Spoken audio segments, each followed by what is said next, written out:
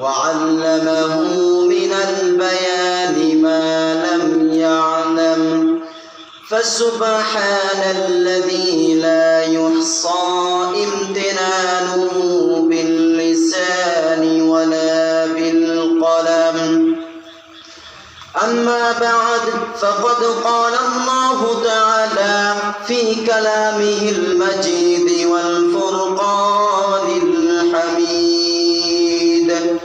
أعوذ بالله من الشيطان الرجيم بسم الله الرحمن الرحيم يا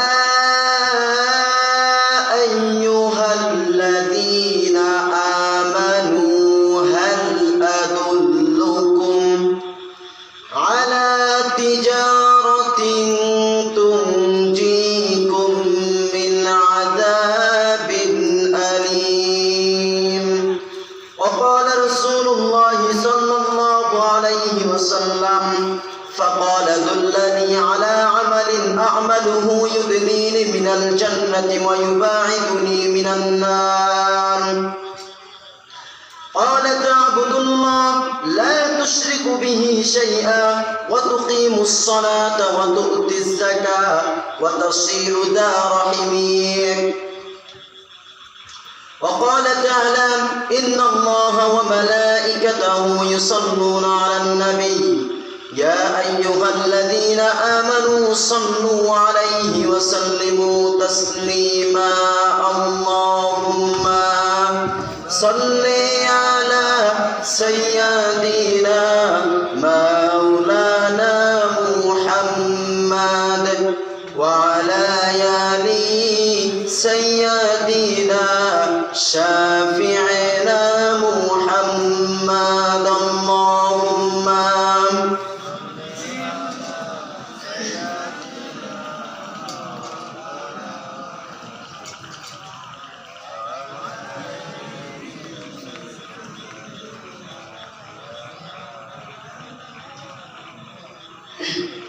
সমাধান চাও যদি জীবনে মরণে ফিরে যাও খুঁজে নাও চোখ রাখো কোরআনে সমাধান চাও যদি জীবনে মরণে ফিরে যাও খুঁজে নাও চোখ রাখো কোরআনে ঠিক না বেঠিক তবেই পাবে সুখ শান্তির ঠিকানা যদি মেনে নাও তুমি মনে প্রাণে সমাধান সমাধান চাও যদি জীবনে মরণে ফিরে যাও খুঁজে নাও চোখ রাখো কোরআনে এত চির অম্লান চির মুক্তির ডাক এ যে মহাবাণী খোদারি কালামে পাক এই দুনিয়ায় আর সেই দুনিয়া শান্তি পাবে তুমি তো জানে সমাধান চাও যদি জীবনে মরণে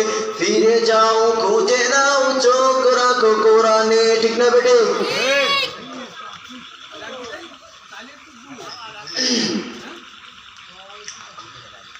আলহামদুলিল্লাহ সর্বপ্রথম শুকরিয়া আদায় করি আল্লাহ রাব্বুল আলামিন মাগরিবের নামাজের পর গোবরাডাঙ্গা জান্নাতুল বাকি মসজিদের প্রোগ্রামে আল্লাহ রাব্বুল আলামিন আমাদের প্রত্যেককে সুস্থতার সাথে সুশৃঙ্খলার সাথে বসিবার সুযোগ করে দিয়েছেন এই জন্য শুকরিয়া আদায় করে বলি আলহামদুলিল্লাহ সর্বপ্রথম দুরূদ ও সালাম পাঠ করি সেই মহান মানবতার মুক্তির দিশারি আখেরি জামানার পয়গম্বর জনাবে মুহাম্মদুর রাসূলুল্লাহ সবাই বলি সাল্লাল্লাহু আলাইহি ওয়াসাল্লাম মাগফিরাত কামনা করি সেই সকল ভাইদের জন্য যারা দ্বীনের জন্য ইসলামের জন্য জীবন দিয়েছেন শহীদ হয়েছেন শাহাদাতের তামান্না নিয়ে পৃথিবী থেকে বিদায় নিয়েছেন আল্লাহ পাক রব্বুল আলামিন প্রত্যেককে জান্নাতুল ফিরদাউস দান করুন বলে আল্লাহুম্মা আমিন ভূমিকায় কথা কম আমি যে হাদিসখানা আপনাদের সামনে তিলাওয়াত করেছি এই হাদিস থেকে কিছু কথা বলবো আর যে পবিত্র কোরআনুল কারীম থেকে একটা আয়াত তিলাওয়াত করেছি, এই একটা আয়াতের থেকে কিছু কথা বলবো। আল্লাহ রাব্বুল আলামিন যদি বলার সুযোগ করে দেন।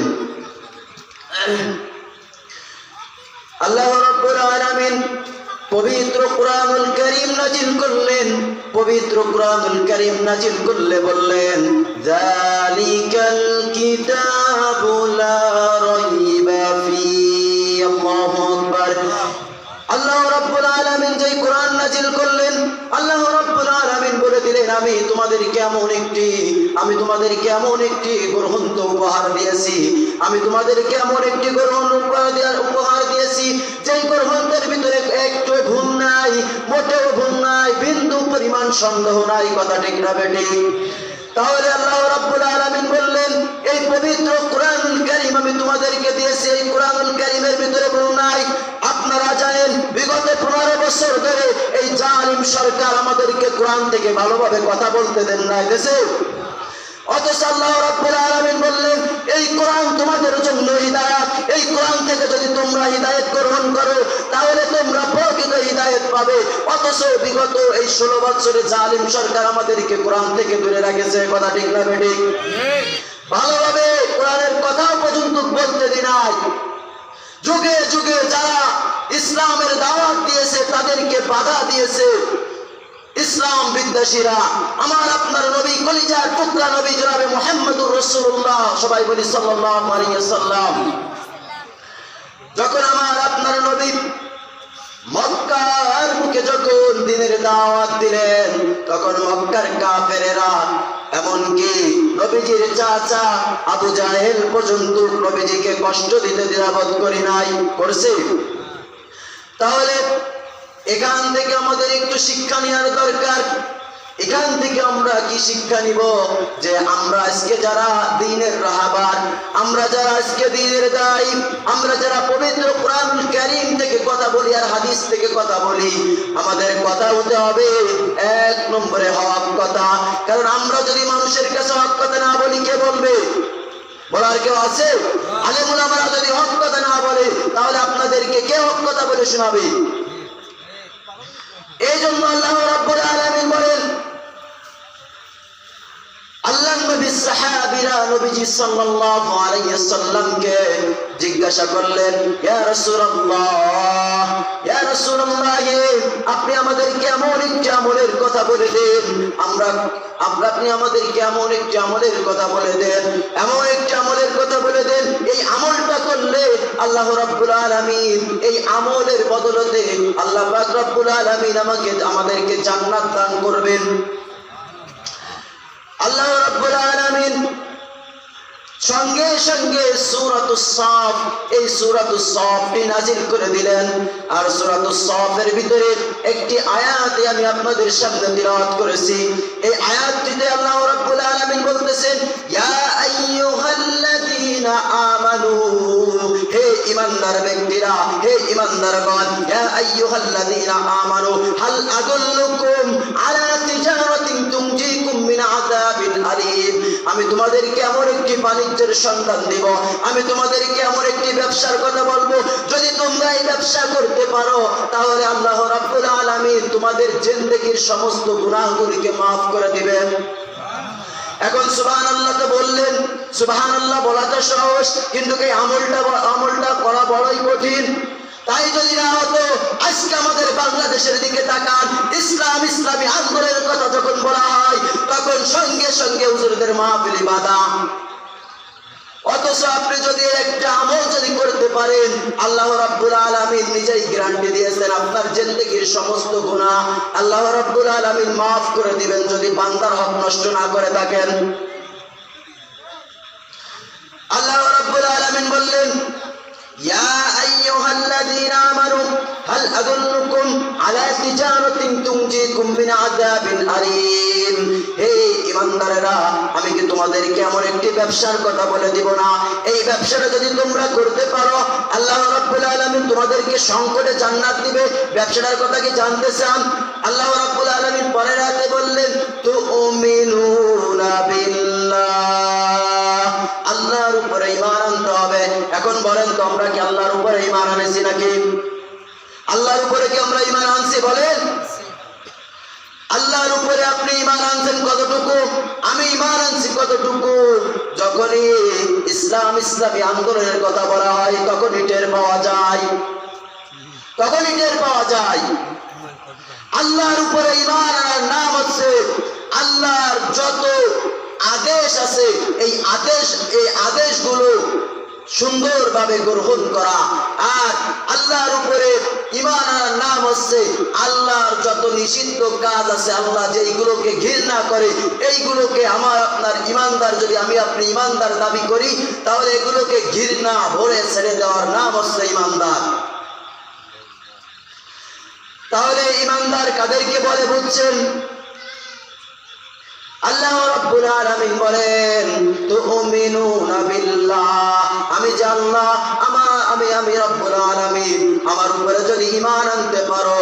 এখন বুঝলাম আল্লাহ রাব্বুল আলামিনের উপরে ঈমান আনছেন। পরের শর্ত দেখেন ওয়া রাসূলিহি, রাসূলের উপরে ঈমান।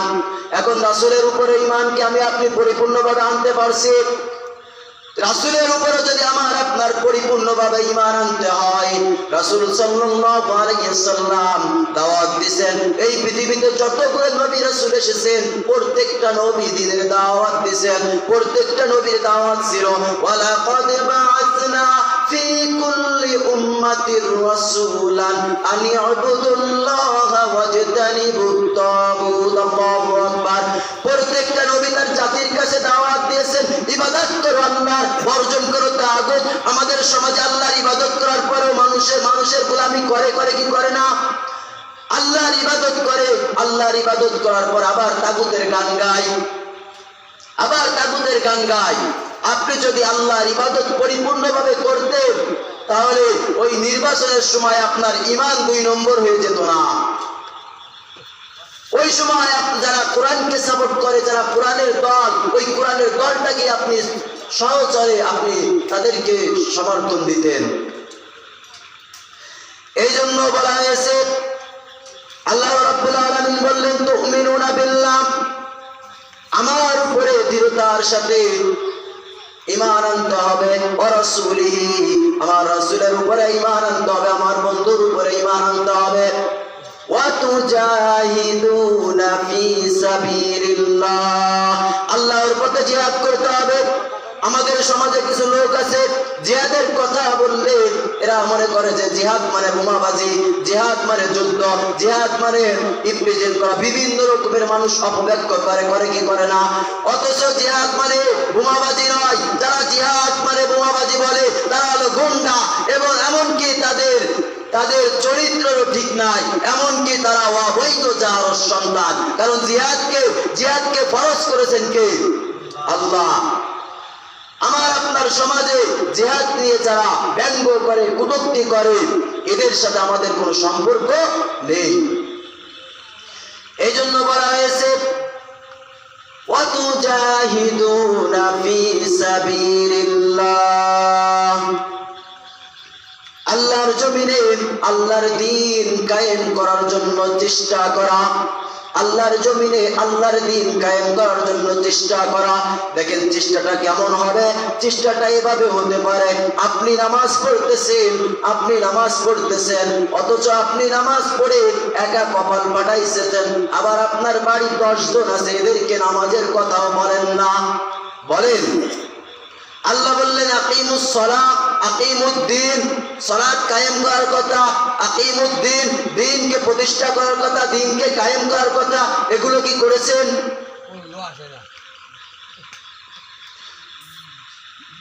আল্লাহ রাব্বুল আলামিন বললেন যারা আমার দ্বীনের ব্যাপারে পিছু হাঁটে, আমি রাব্বুল আলামিন যদি তারা আমার দ্বীনকে যদি তারা গ্রহণ না করে তাহলে আমি রাব্বুল আলামিন তাদের নামাজ রোজা এগুলো আমি কিচ্ছু গ্রহণ করি না। এগুলো কার কথা? আল্লাহ। এবার আল্লাহর দ্বীন কোনটা? ইন্নাদ দীনা ইনদাল্লাহিল ইসলাম। সম্মানিত মা বোনদের উদ্দেশ্য করে বলতেছি, আমাদের আসলে বসার জায়গাটা তেমন, মহিলা মাদ্রাসায় আপনারা চলে যান, যারা এদিক ওদিক বসার জায়গা পাচ্ছেন না মহিলা মাদ্রাসায় 2টি ঘরই খোলা আছে, আপনারা ওখানে বসে ওয়াজ শোনেন, মাইকের আওয়াজ ওখানেই সুন্দরভাবে শোনা যাচ্ছে।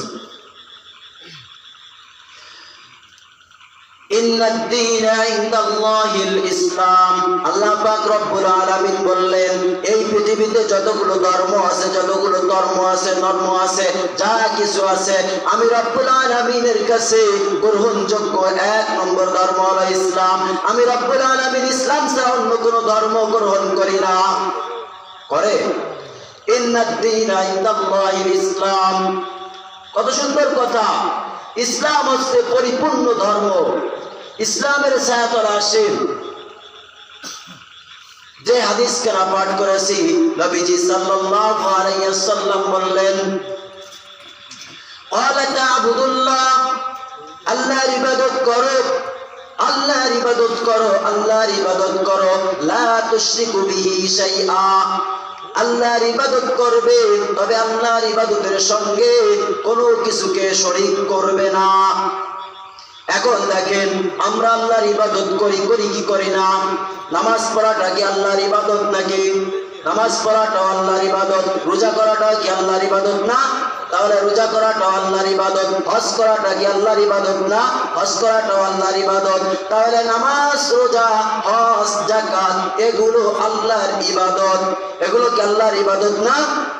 এগুলো আল্লাহর ইবাদত। ওই হাদিসের দিকে লক্ষ্য করেন, ক্বালা তা'বুদুল্লাহ, আমরা বুঝলাম আল্লাহর ইবাদত করি, কিন্তু পরের বাক্যে নবীজি বলেছেন লা তুশরিকু বিহি শাইআ। আল্লাহর ইবাদতের সঙ্গে কাউকে অংশীদার করো না, শিরক করো না। এখন বলেন আমি আপনি নামাজ পড়ি, রোজা করি, মানুষের মতবিরোধের ভিতরে চলি কি চলি না? চলি কি চলি না? কেন? তাহলে আমার আপনার মধ্যে যদি মানুষের মতবিরোধ যদি থাকে, মানুষের তৈরি করা আইন যদি থাকে, এই তৈরি করা আইনের ভিতরে আমি আপনি চলি। অনেকে আছে নামাজ পড়ে, বিড়ি খায়, নামাজ পড়ে, মদ নামাজ পড়ে, এরপরে আপনার তাস খেলে, এমনও লোক আছে, এমনও লোক আছে। ওই নামাজ আপনাকে কিভাবে বাঁচাবে বলেন? আল্লাহ বলছে ওয়াকিমুস সালাহ, সালাত কায়েম করার কথা। আল্লাহ এক জায়গা বললেন ইন্নাস সালাতা তানহা আনিল ফাহশাই ওয়াল মুনকার, নামাজ অবশ্যই মানুষকে ফাহিশা কাজ থেকে দূরে রাখে। এখন আমার আপনার বিবেকের দিকে একটু প্রশ্ন করেন, আমার নামাজ, আপনার নামাজ কি এখনো পর্যন্ত ফাহিশা কাজ থেকে দূরে রাখতে পারছে? পারছে? আল্লাহর কথা কি মিথ্যা? আল্লাহর কথা মিথ্যা না।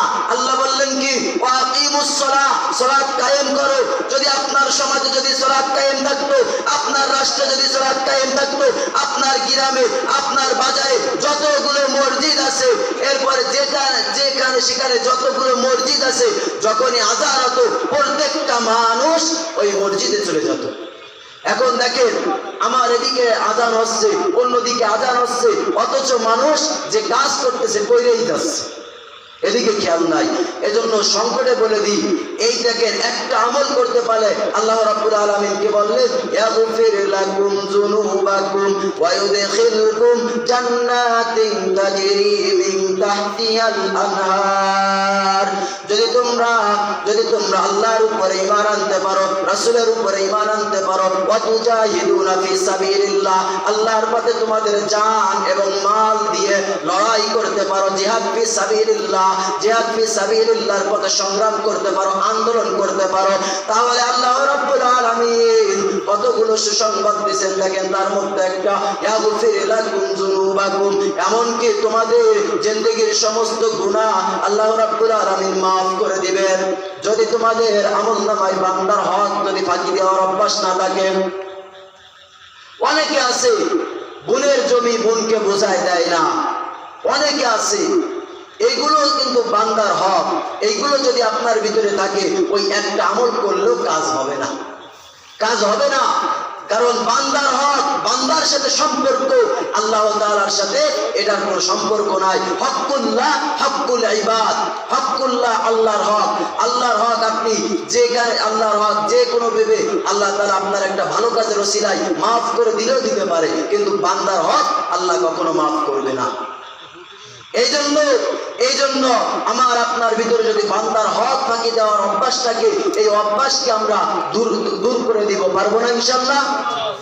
এগুলো যেন আমাদের ভিতরে না থাকে। কারণ আমার আপনার নামাজ, আমি আপনি নামাজ পড়ি কোন জন্য? জান্নাতে যাওয়ার জন্য না? তাহলে আমার আপনার নামাজ যদি আমাকে জান্নাত পর্যন্ত পৌঁছাতে না পারে, তাহলে আমার আপনার নামাজ আর ওই একজন যে নামাজ পড়ে না তার নামাজ সমান না? এই জন্য আমরা এখন থেকে একটা সিদ্ধান্ত নিই। আল্লাহ রাব্বুল আলামিন কিন্তু বলে দিয়েছেন জিহাদ ফি সাবিলিল্লাহ, এই পথে যদি আপনারা সংগ্রাম করতে পারেন, ইসলামী আন্দোলন করতে পারেন, এমনকি নিজের জীবনটা রাষ্ট্র পর্যন্ত কুরবানি করে দিতে পারেন, এর বিনিময়ে আল্লাহ রাব্বুল আলামিন আপনাকে জান্নাত দিবেন, এমনকি আপনার জিন্দেগীর সমস্ত গুনাহগুলোকে মাফ করে দিবেন। আর একটা সুসংবাদ, যেহেতু সময় সংকট, এই জন্য কথা বলতেছি একটু এড়াবেড়া, ঠিক আছে? কারণ সময় না হলে কথা বলা যায় না। এই জন্য আল্লাহ তাআলা আর এক জায়গা বললেন ওয়াফাতহুম ওয়াবাশশিরিল মুমিনিন, নাসরুম মিনাল্লাহি ওয়া ফাতহুম করিব ওয়াবাশশিরিল মুমিনিন। এই যে এখানে বলতেছে যখন তারা আমি আল্লাহ রাব্বুল আলামিনের রাস্তায় সংগ্রাম করবে, এরপরে ইসলামী আন্দোলন করতে, যখন তারা ইসলামী আন্দোলন করতে শত্রুপক্ষে যখন মোকাবেলা করবে, এই মোকাবেলার মধ্যে দিয়ে আমি রব্বুল আলামিন তাদেরকে সাহায্য করব। দেখছেন কত বড় কথা, কত বড় কথা। আল্লাহ রাব্বুল আলামিন বলতেছে একটা আমল করতে পারলে আমি রব্বুল আলামিন তাদেরকে সাহায্য করবেন। থেকে আর কিছু থাকে বলেন? এরপর আল্লাহ রাব্বুল আলামিন আবার বলতেছেন ওয়াফাতহুম করিব, এমনকি তাদেরকে উত্তম বিজয় দিব। মানে শত্রু পক্ষে যখন লড়াই হয়, এই লড়াই থেকে মুসলমানদেরকে, ঈমানদারদেরকে আল্লাহ রাব্বুল আলামিন বিজয় দান করবেন। এটার বাস্তব কি আপনাদেরকে বিশ্বাস হয়? বদরের প্রান্তরে আল্লাহ রাব্বুল আলামিন সাহায্য করেন নাই? অবশ্যই করেছেন বদরের প্রান্তরে। এই জন্য আমার আপনার এখন থেকে তৈরি হওয়ার দরকার, এমন ভাবে আমার আপনার তৈরি হওয়ার দরকার যে ওইভাবে বদরের প্রান্তরে যারা শাহাদাত বরণ করেছেন, আমার আপনার ওরকম ঈমান নিয়ে আমি আপনি যেন আল্লাহ রাব্বুল আলামিনের দরবারে উপস্থিত হতে পারি, হাজির হতে পারি।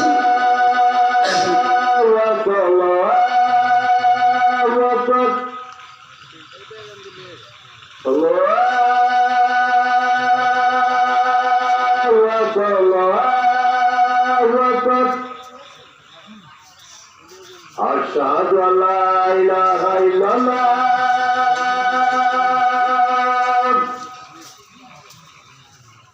أشهد أن لا إله إلا الله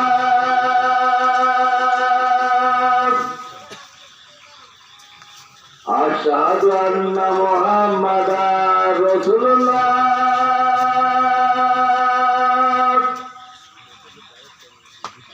أشهد أن محمدا رسول الله حي على الصلاة حي على الصلاة حي على الفلاح حي على الفلاح